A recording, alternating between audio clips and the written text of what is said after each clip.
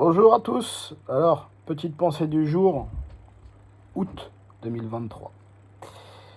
Donc je lance cette chaîne essentiellement pour moi et pour peut-être intéresser des gens, ou peut-être pas du tout. Je suis pas un philosophe, je suis juste un petit patron d'une petite PME sans envergure qui essaye de travailler, de se développer, qui essaye de faire vivre sa famille. Un citoyen lambda, ni riche ni pauvre, qui essaye juste de faire avancer sa barque au fil de l'eau de la société. Néanmoins, j'aime m'intéresser depuis toujours à des sujets. J'ai des idées qu'on n'est pas obligé de partager. Pourquoi je les exprime ici? Tout simplement parce que je veux un suivi de mes pensées et je pense que peut-être certains penseront comme moi. Je pense que je ne suis pas seul, peut-être, à réfléchir sur certains sujets. Et donc, si vous voulez ne pas être d'accord ou être d'accord, il faut le faire dans le respect. Pas obligé de s'insulter ou de se dire des choses qui ne sont pas agréables. On peut très bien ne pas être d'accord et puis, ma foi, se respecter. C'est ce que je pense. Là, je suis dans la casquette civile. Je ne suis pas dans le monde de l'entreprise. Donc, le premier sujet sur lequel je voulais réagir, qui en intéressera, je pense, quelques-uns, c'est le bien-être animal. Parce que je suis passionné par les animaux, je les aime depuis toujours, ils font partie intégrante de ma vie, j'ai 2 petits chiens. Et je suis revenu d'un voyage au Maroc, à Marrakech précisément, il y a quelques semaines. Et ce que j'ai vu là-bas, au niveau des chiens, euh, c'est assez terrible. Et ça m'a choqué, ça m'a choqué. J'ai rencontré une association sur place, le Ranch Beldi, une très belle association avec des gens passionnés qui essayent de stériliser, de changer la vie de ces traces de chiens. Essentiellement, c'est des Beldis, je ne la connaissais pas. Et j'ai été touché par ces animaux et je me suis dit, faut essayer de les aider. Donc je suis rentré, j'ai essayé comme j'ai pu, j'ai fait 2-3 choses. Et je me suis interrogé sur pourquoi cette sensibilité vis-à-vis des animaux. Je me suis dit, putain, quand même, au Maroc, il faudrait qu'ils fassent des choses. Je vais essayer de contacter des gens en France pour les faire bouger. Et les réponses ont été très simples et cinglantes. En clair, en France, on a déjà beaucoup de misère. On ne va pas aller s'occuper des animaux marocains. Un petit peu comme on le dit pour les êtres humains. Et je suis parfois d'accord avec ça. Avant, charité bien ordonnée commence par soi-même. C'est-à-dire que avant d'aller s'occuper des autres, il faut déjà faire ce qu'il faut chez soi. J'étais un des premiers à dire, oui, aidons les Ukrainiens, mais aidons aussi les gens d'ici. Oui, aidons les autres à l'extérieur, mais aidons aussi les gens d'ici. Je le pense. Je ne dis pas qu'il faille faire un choix dans la misère, mais il ne faut pas en privilégier d'autres au détriment des autres. Moi, j'ai l'impression que dans la société, au jour d'aujourd'hui, il y a certaines vies qui valent plus que d'autres. Donc, c'est pour les animaux comme pour les êtres humains. Récemment, en 2016, j'ai vu un reportage, 1000 personnes sont mortes en mer d'un coup, essentiellement des Africains, des Érythréens, des Somaliens. Personne n'en a parlé. Il y a eu, là, récemment, euh, comment dire, des histoires de gens, des réfugiés ukrainiens qui sont venus en France, qui ne trouvaient pas de travail. Tout le monde s'est emballé. En fait, la valeur humaine, la vie humaine n'a pas la même valeur en fonction des gens. Et ça, c'est quelque chose qui m'atterre profondément. Je ne peux pas dire que je le comprends, mais ça m'atterre et je trouve ça assez affligeant, quoi. C'est-à-dire, on s'habitue à la mort de certains et pas à la mort d'autres. Bon, bref. Donc pour en revenir aux animaux, quand j'ai essayé de faire un petit peu bouger les choses, parce que je suis plutôt un marathonien dans les affaires et dans la vie, c'est-à-dire j'essaye de faire un effort constant tous les jours. Je ne suis pas un génie, donc je suis un travailleur. Et je me suis rendu compte que c'était pas évident. Et je me suis dit, enfin j'en suis arrivé à la conclusion, si je voulais aider cette association, eh bien je devais l'aider surtout par moi-même. Et puis peut-être j'arriverai à trouver quelques bonnes âmes. Mais après, je me suis rendu compte que il y a beaucoup de gens qui prônent tout un tas de belles valeurs en disant oui, c'est pas bien, des pouces, des likes, ouais, des cœurs. Et après, quand il faut mettre la main au portefeuille, il n'y a plus personne. Alors, il y a ceux qui ne peuvent pas, puis il y a ceux qui ne veulent pas. Il y a ceux qui veulent bien parler, puis à un moment donné, du concret. Comme je dis souvent, les belles paroles, ça ne fait pas avancer les choses. Quand j'avais des employés et que je leur disais: «Merci pour votre travail», ils étaient très contents. Mais, ils préféraient quand je leur disais: «Merci pour votre travail» et qu'il y avait une compensation financière puisque le monde est argent. Sans argent, on ne fait rien. Alors, on peut faire des choses, mais sans argent, on ne fait pas grand-chose dans la société consumériste dans laquelle on vit. Et donc pour en revenir aux animaux, ça m'a heurté et j'ai vu une publicité, pour une association qui était parrainée pour Jean Reno et la phrase commençait ainsi: «Tous les jours, des enfants meurent de faim». Et là, je me suis dit: «Ah non,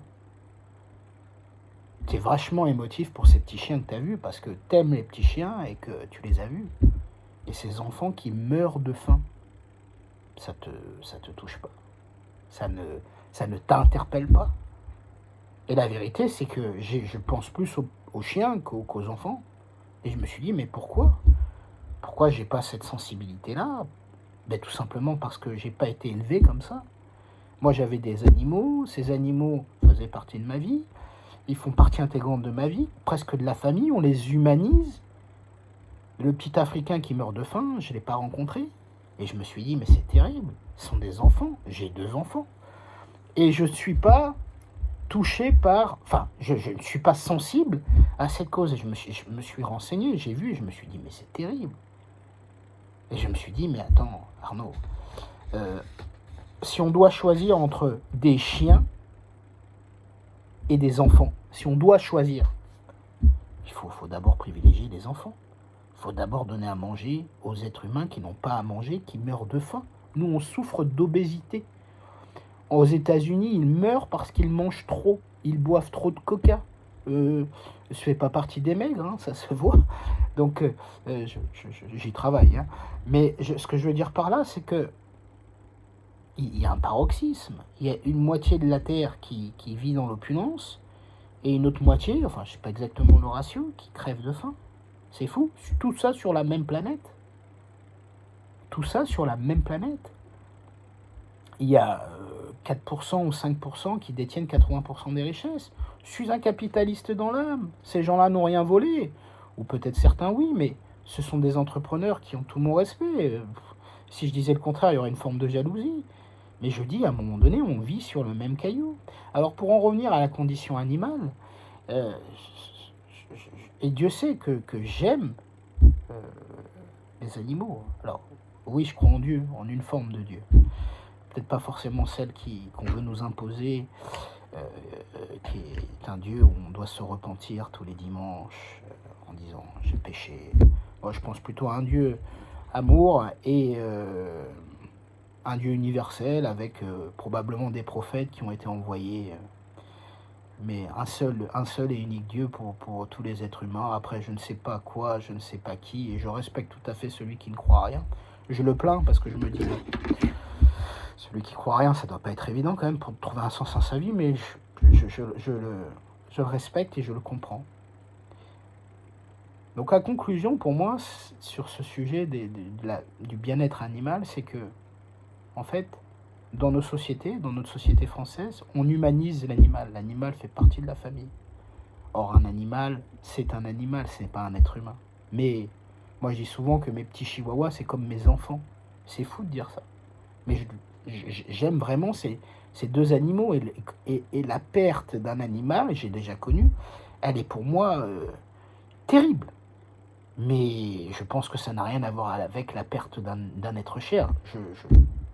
Dieu soit loué, j'ai pas connu cette chose-là. Et j'espère ne jamais le connaître. Je suis quelqu'un de chanceux là-dessus. J'espère être quelqu'un de chanceux là-dessus, vraiment. Hein. Partir avant ce que j'aime, ça c'est mon seul choix. Mon seul souhait, pardon, pas choix, parce que choix, on ne choisit pas ce genre de choses. Mais je pense, pour les animaux, que il y a ce qu'on appelle des extrémistes des animaux, c'est-à-dire des gens qui, voilà, faut pas les manger, faut pas les tuer, faut pas les toucher. C'est-à-dire qu'on rentre dans des excès. Et moi, je pense que celui qui dit au jour d'aujourd'hui, oui, je suis végane, je ne mange pas de viande, etc., je respecte. Mais celui qui n'a que de la viande à bouffer, il n'a pas le choix. C'est la fameuse pyramide de Maslow. D'abord, on prend les besoins primaires, puis après on s'élève. Celui qui a que ça à bouffer, il va manger parce qu'il va pas mourir de faim. Celui qui a l'habitude, qui n'a pas le choix, il va manger de la viande parce qu'il a peut-être que ça. C'est comme celui qui va n'avoir le choix que de manger du poisson, il va manger du poisson. Parce que sinon il va mourir, sa famille va mourir.